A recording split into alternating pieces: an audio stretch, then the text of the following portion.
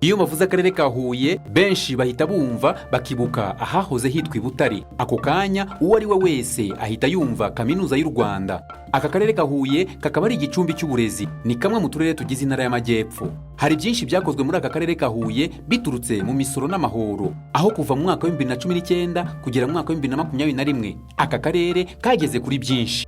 Hakozwe imihanda itandukanye mu karere ka Huye. Aha twavuga nk'umuhanda wa Rango Sahera cyangwa umuhanda wakozwe ahari ikimoteri cya Rwabayanga. Abaturage baturiye imihanda bishimira iby'imisoro ibagezaho. Ikishimisha mu umuhanda wa kaburimbi ukeye umeze neza ku buryo umuntu ashobora kujya guhita na saa moya urahita hano nta kibazo. Imisoro yatanzwe yafashije mu kwegereza abaturage b'aka karere amazi. Ubu abaturage basigaye bahinira hafi bajya kuvoma.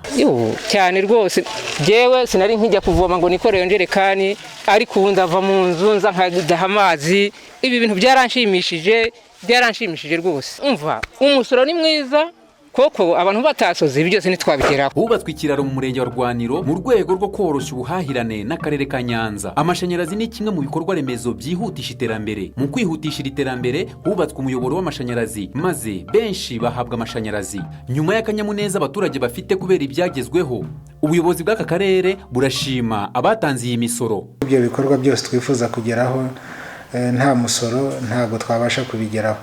Niyo mpamvu dushimira abasora no gushishikariza n'abandi bose kugira ngo umusoro wumve ko nawe ari umusanzu utanze mu kubaka igihugu cyawe, ariko tunabifuriza n'ibyo bakora kubibonamo inyungu zifatika kugira ngo nabo bagire uko biteza imbere, ariko bagakomeza kuzirikana ko bafite uruhare mu guteza imbere igihugu binyuze gutanga umusoro ku gihe kandi neza kandi nta buriganya. Imisoro n'amahoro ni urufunguzo rw'iterambere. Tanga imisoro utagononwa, duhindure u Rwanda ahantu nyaburanga.